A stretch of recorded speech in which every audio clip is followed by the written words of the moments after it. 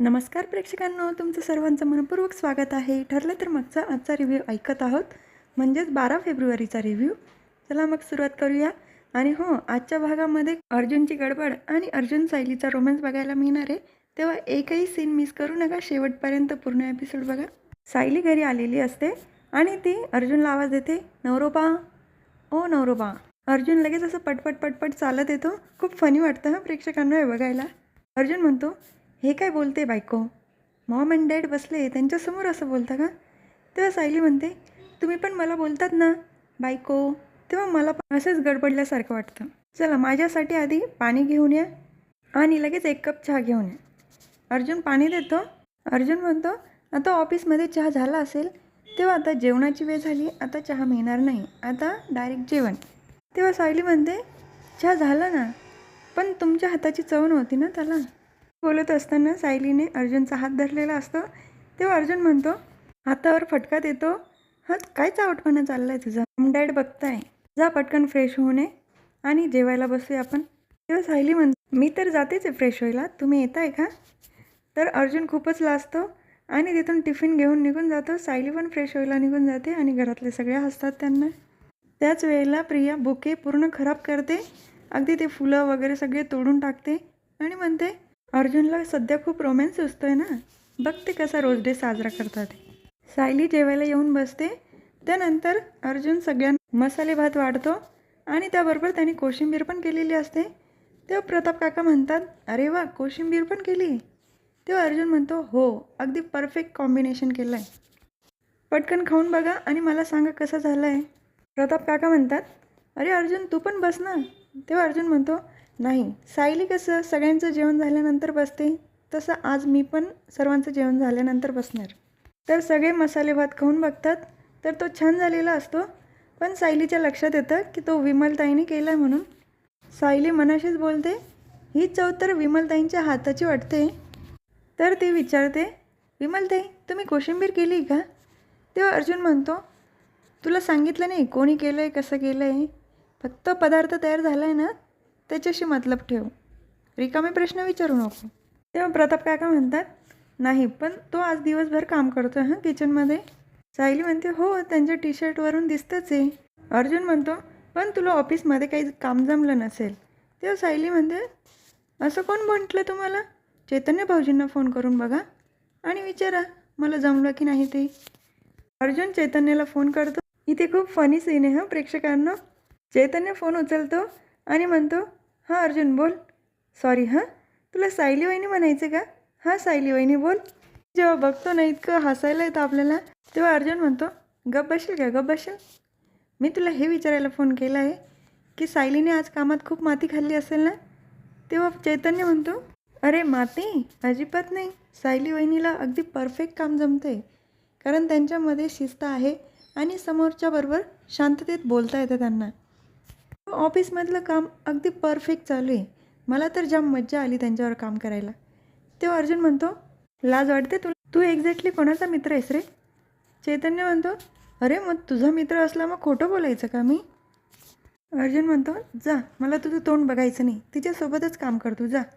चैतन्य म्हणतो, ठीक आहे, ज्या पद्धतीने काम चाललं आहे ना, मला वाटत नाही तुझं तोंड मला परत बघावं लागेल. तू एक काम कर, इथून पुढे रोज सायली वहिनीलाच ऑफिसमध्ये पाठवत जा, बघ आपल्या फर्मची कशी भरभराट होईल. अर्जुन म्हणतो, मला तुझ्याशी बोलायचंच नाही, ठेव फोन. फोन ठेवतो. तेवढं तिथे सायली येते आणि हे सगळं बोलणं प्रिया पण दरवाजाच्या आड उभी राहून ऐकत असते. सायली म्हणते, काय म्हटले चैतन्य भाऊजी? अर्जुन म्हणतो, काही नाही. तेव्हा सायली म्हणते, असं कसं काही नाही, तुम्ही काहीतरी लपवताय ना. तर अर्जुन मी कशाला लपवेल काही. तर सायली म्हणते, अरे 1 मिनटं, तुम्ही भांडतच राहाल का? आज रोज डे आहे ना, तर एकमेकाला काही गिफ्ट द्याल का नाही? तेव्हा अर्जुन म्हणतो, हो मग देणार आहे ना, आणलं मी गिफ्ट. तर तो बुके घ्यायला जातो. ज्या टेबलवर ठेवलेला असतो त्या टेबलवर बुके नसतो. अर्जुन इकडे तिकडे शोधण्याचा प्रयत्न करतो पण कुठेच सापडत नाही. नंतर तो विमलला सांगतो, किचनमध्ये आहे का बघ. विमल किचनमध्ये जाऊन बघते पण तिथं पण नसतो. तेव्हा प्रिया मनातच बोलत असते, चला अर्जुन सायलीचा पहिला व्हॅलेंटाईन वीक खराब केला. तेवढे तिथे सायली बुके घेऊन येते आणि तो अर्जुनला देते, हॅप्पी रोज डे नवरोबा.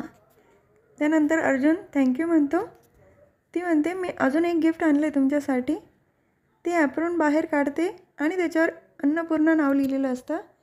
ते बघून घरात पण सगळ्यांना आवडतं आणि ते ॲप्रॉन स्वतः ती अर्जुनला बांधून देते. सायली विचारते तुम्हाला आवडलं का गिफ्ट? तेव्हा अर्जुन म्हणतो खूप आवडलं. अर्जुन म्हणतो मी पण तुझ्यासाठी एक बुके आणलं होता आणि तो इथंच ठेवला होता, पण मग तो आता सापडत नाही. तेव्हा सायली म्हणते हरकत नाही, सकाळी तुम्ही गुलाब दिलंच की. त्यानंतर अर्जुन किचनमध्ये जातो, तिथून चक्री फूल घेऊन येतो, गुडघ्यावर बसतो, छान प्रपोज करतो तिला आणि ते चक्री फूल तिच्या हातात देतो आणि म्हणतो हॅपी रोज डे बायको. ते फूल घेऊन सायलीला तर खूप आनंद होतो, खूप आवडतं तिला ते फूल. घरातले पण सगळे कौतुकाने बघत असतात आणि प्रिया पण हे लपून बघत असते. तेव्हा ती म्हणते हे दगड जरी हातात दिला तरी यांचा रोमॅन्स चालू होऊन जातो. असं म्हणून तिथून रागाने निघून जाते. अर्जुन तिला इशारा करून विचारतो आवडला की फूल म्हणून. तर सायली म्हणते याआधी असं फूल कोणीही कोणाला दिलं नसेल, असं फूल दिलं आहे तुम्ही मला, मला खूप आवडलं आहे. तर नागराज काका प्रियाला फोन करत असतात आणि प्रिया मस्त नेलपेंट लावत बसलेली असते. पण 2 वेळा ती फोन कट करते, उचलत नाही फोन आणि म्हणते काय डोक्याला ताप झाला आहे, जेलमध्ये जावं लागू नये म्हणून याला फोन घेऊन दिला, तर हा सारखा फोन करतो आहे. त्यानंतर परत फोन येतो तर उचलते आणि म्हणते काय झालं, काय काम आहे? तर नागराज काका म्हणतात आवाज खाली, आत्ता मी जेलमध्ये तू बाहेर आहेस म्हणून जास्त शहाणपणा करायचा नाही हां. प्रिया म्हणते अहो ते अर्जुन सायलीवर लक्ष ठेवत होती ना म्हणून फोन कट करत होती. तेव्हा नागराज काका म्हणतात खरंच अर्जुन सायलीवर लक्ष ठेवत होती का टाईमपास करत बसली होती? तर लगेच प्रिया इकडे तिकडे बघते, यांनी CCTV लावला आहे की काय इथे? तेव्हा नागराज काका म्हणतात घाबरू नको, मी काही तिथे CCTV लावलेला नाही आहे. कारण तू काय विचार करते मी इथं बसून सांगू शकतो. तू ज्या शाळेत शिकली ना त्या शाळेचा हेडमास्टर नाही, फाउंडर मेंबर आहे मी, कळलं ना? त्यामुळे मला शिकवायला जायचं नाही. आणि हो तुला जे काम सांगितलं होतं ते केलं का? तेव्हा प्रिया लगेच डोक्याला हात लावते. ती मनातच म्हणते यांनी जे काम सांगितलं होतं ते तर मी करायचं विसरलीत.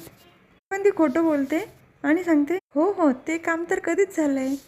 तेव्हा नागराज काका म्हणतात खोटं बोलू नको, कारण तू जर काम केलं असतं ना हा महिपत असा शांत झोपला नसता, इथे पिसायला असता अगदी. याचा अर्थ तू काम केलेलं नाही. तेव्हा प्रिया म्हणते अहो काका मी करते.